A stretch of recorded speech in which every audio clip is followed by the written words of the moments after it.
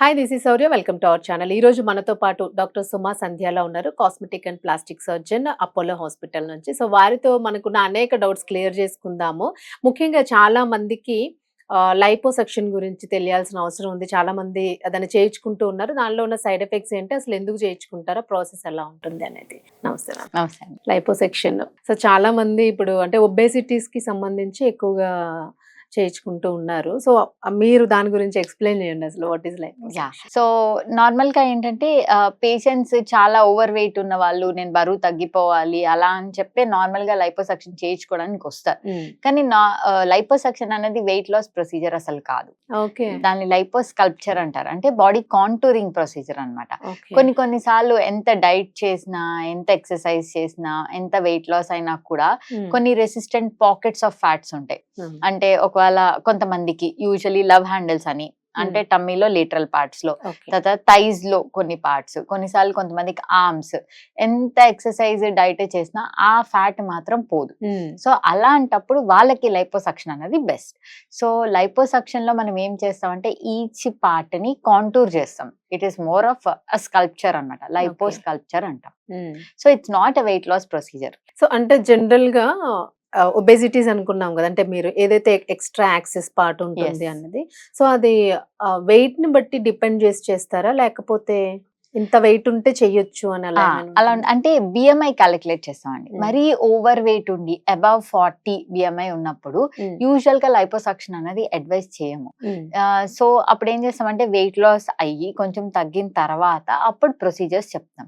Usual గా మంచి BMI లో ఉండి అండ్ అదే ఆ రెసిస్టెంట్ ఫ్యాట్, అక్కడక్కడ ఫ్యాట్ డిపాజిట్స్ ఉండి అవి ఏం చేసినా కరగట్లేదు ఆర్ లోకలైజ్డ్ గా నాకు తగ్గాలని ఉంది అన్నప్పుడు లైపోసక్షన్స్ బాగా పనిచేస్తాయి. చాలా మందికి టమ్మీలో ఉండొచ్చు, థైలో ఉండొచ్చు, అలాంటప్పుడు లైపోసక్షన్ చేయించుకొని తగ్గుతారు బాగా.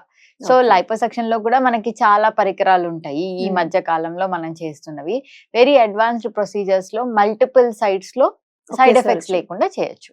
ఓకే. సో అంటే మీరు మల్టిపుల్ ప్రొసీజర్స్ అన్నారు. సో ఎట్ ఏ టైం చేయొచ్చా పార్ట్స్ కి, లేకపోతే? సో దానికి ఒక మెజర్మెంట్ అంటూ ఉంటది. లైపోసక్షన్ లో usually 10% of the body fat ని సేఫ్ గా లైపోసక్షన్ చేయొచ్చు. సో దానికంటే ఎక్కువ అయ్యే కొద్ది ఏంటంటే బాడీలో చేంజెస్ వచ్చి ఎలక్ట్రోలైట్ డిస్టర్బెన్సెస్ అవి రావడం వల్ల కొన్ని సైడ్ ఎఫెక్ట్స్ రావచ్చు. అందుకని చెప్పి 10% అనేది ఒక safe limit. So individual body weight ని బట్టి, నెంబర్ ఆఫ్ పార్ట్స్ ని బట్టి డిసైడ్ చేస్తాం ఎంత లైపోసక్షన్ చేయొచ్చు. సో అంటే కొంతమందికి ఒక నెగిటివ్ ఫీలింగ్ ఉంది, దాని వలన ఏమైనా సైడ్ ఎఫెక్ట్స్ వస్తూ ఉంటాయి అని చెప్పేసి వింటూ ఉన్నాం కామన్ గా. సో నిజంగానే సైడ్ ఎఫెక్ట్ ఉంటుందా, భయపడాల్సిన అవసరం లేదు అంటారా? నార్మల్ గా ఏంటంటే ప్రతి సర్జరీకి వెన్ ఎనస్థీషియా ఇచ్చేటప్పుడు కానీ, సర్జరికల్ ప్రొసీజర్ వల్ల కానీ ఎంతో కొంత సైడ్ ఎఫెక్ట్స్ ఉంటాయి. కాకపోతే ఒక బోర్డ్ సర్టిఫైడ్ ప్లాస్టిక్ సర్జన్ మేమందరం చదువుకొని దా డిగ్రీ తెచ్చుకున్నప్పుడు ఒక 13 years స్పెండ్ చేసి ఉంటాం దాంట్లో. సో ఒకవేళ సర్జరీ ఎలా చేయాలో కాకుండా కాంప్లికేషన్స్ రాకుండా జాగ్రత్త పడ్డం, వస్తే ఎలా డీల్ చేయాలి అన్నది కూడా మాకు ఎక్స్పీరియన్స్ ఉంటది. కాబట్టి మేము మా దగ్గర చేయించుకున్నప్పుడు ప్రతి సేఫ్ ప్రొసీజర్స్ ఇవన్నీ, అంటే బుక్స్ లో డిస్క్రైబ్ చేసి ఉన్నాయి, మేము నేర్చుకున్నాము అంటే అప్రూవ్డ్ ప్రొసీజర్స్ అన్నమాట. కొన్నిసార్లు కొన్ని సైడ్ ఎఫెక్ట్స్ రావచ్చు, బట్ అవి కూడా ట్రీట్మెంట్ చేయొచ్చు, పేషెంట్ ని సేఫ్ గా బయటికి తేవచ్చు. సో అంటే సైడ్ ఎఫెక్ట్స్ అంటే ఏమొస్తాయి అంటారు? నార్మల్ గా ఏంటంటే లైపోసక్షన్ చేసినప్పుడు ఈ మధ్య కాలంలో కాంటూర్ అబ్నార్మాలిటీస్, అంటే అంతా ఒకే దాగా రాకుండా ఎత్తు తగ్గులు రావడం కానీ, ఒక దగ్గర ఎక్కువ ఉండిపోవడం, ఒక దగ్గర తక్కువ అవ్వడం కానీ, అవి మోస్ట్ కామన్ లైపోసక్షన్ తర్వాత రావచ్చు. అలాంటివి ఎనస్థీషియా రిలేటెడ్, సర్జరీ రిలేటెడ్ కూడా చాలా కాంప్లికేషన్స్ రావచ్చు. బట్ సేఫ్ గా అన్ని వస్తాయి ఒక పేషెంట్ కని కాదు, వెరీ రేర్ కేసెస్ లో. ప్రతి పేషెంట్ ని స్క్రీన్ చేస్తాం ఫస్ట్, అంటే బేసిక్ లెవెల్ ఇన్వెస్టిగేషన్ అన్నమాట. అవన్నీ చూసి ఎనస్థీషియా ఫిట్నెస్ ఉందా లేదా, ప్రీ అనెస్థెటిక్ చెకప్ చేయించి పేషెంట్స్ ఫిట్ అయినప్పుడు తీసుకుంటాం. అది ఫస్ట్ స్టేజ్. ఇంకేమన్నా అంటే డయాబెటీస్ ఉందనో, హైపర్ టెన్షన్ ఉన్నదో, హైపోథైరాయిడిజం ఉందనో, ఇవి కామన్ పేషెంట్స్ కి, అలాంటి వాళ్ళకి కూడా జాగ్రత్తలు తీసుకొని చేయొచ్చు. ఓకే. అంటే ఏజ్ లిమిట్ ఏమైనా ఉంటుందా? పిల్లలు అంటే టీనేజర్స్ ఉంటారు, చిన్న పిల్లల్లో కూడా చాలా హెవీ ఒబేసిటీ ఉంటుంది, వాళ్ళు అసలు స్కూల్కి వెళ్ళి శ్వాస కూడా తీసుకోలేరు వాళ్ళు. సో అలాంటి వాళ్ళకి ఏమైనా సజెస్టబుల్లా కాదా ఇది? యూజువల్లీ లైపోసక్షన్ అన్నది 18 years అండ్ అబౌవ్ అడల్ట్స్ లో చేసుకోవచ్చు. లైపోసక్షన్ టీనేజ్ లో కానీ అలా ఎప్పుడు చేస్తాము అంటే, యూజువల్లీ పిల్లలకి గైనకోమాస్టియా అంటారు, మ్యాన్ బూబ్స్, అది ఆ అడాలసెన్స్ పీరియడ్ లో ప్యూబర్టీ నుంచి స్టార్ట్ అయ్యి ఇంక్రీజ్ అవుతా ఉంటాయి. ఆ ఏజ్ లో పిల్లలకి ఒక ఇన్హిబిషన్, స్కూల్కి వెళ్ళడానికి కష్టము, బడ్డీ టీజింగ్ అవన్నీ ఉంటాయి కాబట్టి అలాంటి వాళ్ళకి కూడా యాక్సెప్టెడ్ గా వాళ్ళ పేరెంట్స్ ఇది తీసుకొని కన్సెంట్ తీసుకొని చేస్తాం. So but usually 18 and above కి ప్రిఫరబుల్. ఇంకా ఏజ్ లిమిట్ అన్నది ఏం లేదు. హెల్దీ ఫిట్ ఇండివిజువల్స్ కి ఎప్పుడైనా చేయొచ్చు. మ్యామ్ అంటే మనము జెనెటికల్ గా చూసుకుంటే gender wise female and male చూసుకుంటే ఎవరికి మనం అంటే ఈజీగా చేయొచ్చు అంటారు?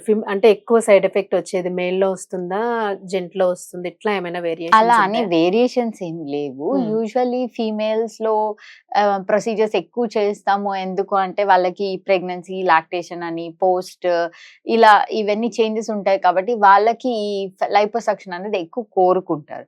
ఈ మధ్య మెన్ కూడా ఈక్వల్ గానే చేస్తున్నాము. లైపోసక్షన్స్ చేస్తాము, గైనకోమాస్టియా చేస్తున్నాము. సో ఎవరికైనా ఎప్పుడైనా సైడ్ ఎఫెక్ట్ రావచ్చు. మెడికేషన్ ఎలా ఉంటుంది మ్యామ్? అంటే ఎంత ప్రొసీజర్ టైం ఎంత ఉంటుంది? ఇప్పుడు లైక్ ఒక అబ్డామినల్ కే చేయాలనుకోండి కింద పార్ట్ కి, సో దానికి ఎంత టైం ఉంటుంది? అయితే థైస్ కి ఎంత టైం పడుతుంది? నార్మల్ గా టైం అన్నది depends on the individual.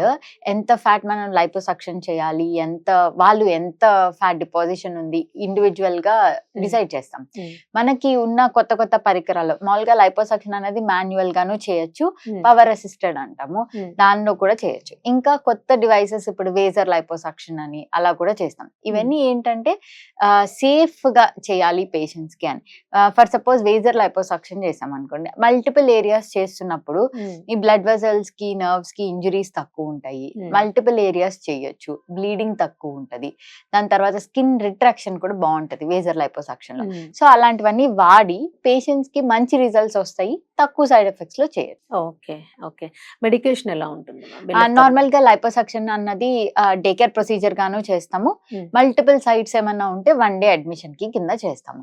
Abdomen ఒక్కటే అనుకోండి, యాంటీరియర్ వరకు ఉంటే మామూలుగా ఒక మోడరేట్ సైజ్ ఓన్లీ కాంటూరింగ్ కి చేస్తే యూజువల్లీ డే కేర్ సర్జరీ అంటే మార్నింగ్ వచ్చి సర్జరీ చేయించుకొని బై ఈవినింగ్ డిశ్చార్జ్ చేస్తాం.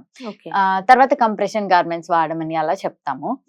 మెడికేషన్ అంటే యూజువల్లీ పోస్ట్ ఆప్ లో అన్ని సర్జరీస్ కి ఇచ్చినట్టే ఒక యాంటీబయాటిక్ కోర్స్, పెయిన్ కిల్లర్స్ ఉంటాయి ఎప్పుడైనా. ఏదైనా 1 వీక్ కన్నా ఎక్కువ ఉండవు ఉంటాయి. అది డిపెండ్స్. ఇంకా ఏమైనా అవసరం ఉంటే ఎక్కువ రోజులు, కొంతమందికి ఎక్కువ రోజులు ఇవ్వాల్సి వస్తుందేమో, కొంతమందికి మాత్రం ఏమీ లేని నార్మల్ లైపోసక్షన్ కి అయితే యూజువల్లీ అది day care procedure and safe గా పోస్ట్ ఆప్ లో antibiotic, pain killer and adequate rest, hydration ఇస్తే సరిపోతుంది. ఓకే. తర్వాత ఏమైనా డైట్ వాళ్ళు మెయింటైన్ చేయాల్సి ఉంటుందా? యూజువల్లీ ఏం చేస్తాం అంటే సర్జరీ అయిన తర్వాత మన బాడీ రికవర్ అవడానికి కొన్ని న్యూట్రియంట్స్ కావాలి. సో ఎప్పుడైనా పోస్ట్ ఆప్ లో పేషెంట్స్ యూజువల్ గా చాలా ఆతృత పడిపోతూ ఉంటారు, నేను తగ్గిపోవాలి, సో నా డైట్ రెస్ట్రిక్ట్ చేద్దామని. పోస్ట్ ఆప్ పీరియడ్ 3 వీక్స్ హీలింగ్ ఏదైతే చెప్తామో ఆ పీరియడ్ లో మాత్రం గుడ్ హెల్దీ డైట్ తీసుకోమంటాం. ఎందుకంటే ఆ టైంలో మనకి న్యూట్రియంట్ డెఫిషియన్సీ వచ్చినా, ప్రోటీన్ సరిగ్గా లేకపోయినా బాడీ హీల్ కాదు.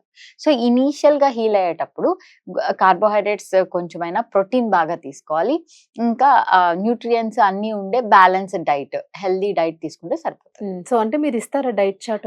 అది కూడా మాకు డైటీషియన్ ఉంటారు, వాళ్ళ ఇది తీసుకొని పోస్ట్ ఆప్ డైట్ వాళ్ళకి అడ్వైజ్ చేస్తాం. అంటే వాళ్ళ ఫుడ్ హ్యాబిట్స్ ని ప్రకారం టైలర్ చేసి అడ్వైజ్ చేస్తాం. Right ma'am. అంటే ఇప్పుడు మీరు అవాయిడ్ చేసే కేసెస్ ఏమైనా ఉంటాయా లైపోసెక్షన్ లో? అంటే మన ముందు షుగర్ లేదంటే ప్రెగ్నెన్సీ ఇట్లా అన్నారు, సో ఇంకా ఏమైనా అవాయిడ్ చేయడానికి, ఇది చేయడానికి కుదరదు అని? డిపెండ్స్ అండి. ఇప్పుడు ఉన్న న్యూ ఇదితో, అడ్వెంట్ ఆఫ్ న్యూ మెడిసిన్ తో అన్ని చాలా డయాబెటీస్, హైపర్ టెన్షన్ కానీ, హైపోథైరాయిడిజం పేషెంట్స్ లో కూడా ప్రొసీజర్స్ చేయగలుగుతున్నాము. బట్ వాళ్ళకి మోర్ ఇన్వెస్టిగేషన్స్ అంటే ఇంకేమైనా ఉన్నాయా రిస్క్, ఎందుకంటే liposuction is a complete elective surgery కదా, కావాలని అందం కోసం చేయించుకుంటుంది. సో అలాంటప్పుడు మనం దానికి కాంప్లికేషన్స్ లేకుండా ఆర్ వెరీ మినిమల్ ఉండే ప్రయత్నిస్తాం. అందుకని తరోగా స్క్రీనింగ్ చేస్తాము, అనస్థీషియా చెకప్ చేపిస్తాము, అడిషనల్ ఇన్వెస్టిగేషన్స్ కావాల్సినవన్నీ చేపిస్తాం.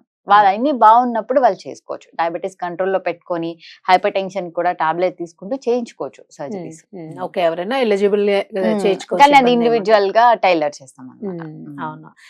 తర్వాత అంటే మీరు రేర్ కేసెస్ ఏవైనాను, ఇది అంటే మీకు బాగా మెమరబుల్ కేసు ఏదైనా ఉండదు. అంటే లైపోసక్షన్స్ లో యూజువలీ ఈ యంగ్స్టర్స్ వస్తారు. అంటే పెళ్లి కానప్పుడు జస్ట్ ఇంకా పెళ్లి వెళ్ళేటప్పుడు తనకి ఒక అమ్మాయి చెప్పడం రిపీటెడ్ గా పెళ్లి సంబంధాలు వచ్చి అది నాకు క్యాన్సిల్ అయిపోతున్నాయి మేడం అని. బట్ నేను యూజువల్ గా ఫీమేల్స్ ఎక్కువ కనెక్ట్ అవుతాను because being a female I have that soft corner for them. నేను వాళ్ళల్లో చెప్తాను ఏంటంటే ఎవరి కోసమో కాస్మెటిక్ సర్జరీ చేయించుకోకూడదు. నీకు కాన్ఫిడెన్స్ బిల్డ్ అవ్వడానికి ఎస్ డెఫినెట్ గా చేయించుకోవాలి. ఎవరో నన్ను యాక్సెప్ట్ చేయడానికి చేయించుకుంటే మనము హ్యాపీగా ఉండము, వాళ్ళు హ్యాపీగా ఉండరు. So usually first time consultation కి వచ్చిన వాళ్ళకి నేను అదే చెప్తాను, నీలో నీకు చేంజ్ అయ్యి if you are developing a good self confidence that's a good procedure. ఇలాంటివన్నీ చాలా మంది చిన్నపిల్లలు చేసిన లైపోసక్షన్ అక్కడక్కడ ఫ్యాట్ ఉండి నైస్ గా లేదు, బట్టలు సరిగ్గా వేసుకోలేకపోతున్నాం, ఆర్ పర్టికులర్ పార్ట్స్ ఆర్మ్స్ హెవీగా ఉన్నాయి, నాకు నేను స్లీవ్లెస్ వేసుకోలేకపోతున్నాను, ఇలాంటివన్నీ కామన్. అలాంటి వాళ్ళకి మనం చక్కగా రిజల్ట్స్ ఇవ్వగలము, మంచి రిజల్ట్స్ కూడా వస్తాయి. అది స్కార్ ఏమైనా ఉండిపోతుందా మ్యామ్? అంటే ఇప్పుడు కట్ చేస్తారా లేకపోతే what is the process? Liposuction లో ఏంటంటే చిన్న చిన్న స్కార్స్ ద్వారానే మనం సక్షన్ క్యాన్యులాస్ పాస్ చేసి లైపోసక్షన్ చేస్తాం.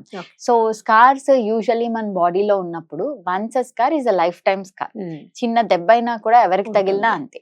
ప్లాస్టిక్ సర్జన్ ఏంటి స్పెషల్ గా చేస్తారు అంటే వీ సీ దట్ ఆ స్కార్స్ చాలా మినిమల్ గా ఉండడం అండ్ కనిపించకుండా ఉండేటట్టు హైడ్ చేయడము బట్టల్లో ఒకటి. ఇంకోటి నేచురల్ ఫోల్డ్స్ ఉంటాయి మన బాడీలో, RSTL అని మన కర్వ్స్ లోను, అలా ఆ స్కార్ పడేటట్టు చేస్తే అట్ అ గ్లాన్స్ చూసినప్పుడు ఆ స్కార్ కనిపించదు. సో లైపోసక్షన్ లో యాజ్ ఈజ్ చాలా స్మాల్ హోల్స్ ఉంటాయి, యాక్సెస్ ఇన్సిషన్స్ అంటాము, అంతవరకే ఉంటాయి. బిగ్ బిగ్ స్కార్స్ ఉండవు లైపోసక్షన్. బాగుంది మ్యామ్. చాలా మందికి అంటే ఇప్పుడు ఇది తెలుసుకుంటున్నారు బాగా దీని గురించి. అసలు చేయించుకోవద్దా చేయించుకోకూడదని ఎవ్రీడే వాళ్ళకి డౌట్ ఉంటుంది. చాలా మంది అసలు భయపడి చేయించుకోలేని వాళ్ళు కూడా ఉన్నారు. సో యాక్చువల్ గా మీరు చెప్పిన దానిలో ఒక పాయింట్ బాగుంది, ముందు అవేర్నెస్ తీసుకొస్తున్నారు, దెన్ ఇంకా కావాలి అని అంటే తప్పకుండా చేస్తున్నారు. Nice ma'am, thank you.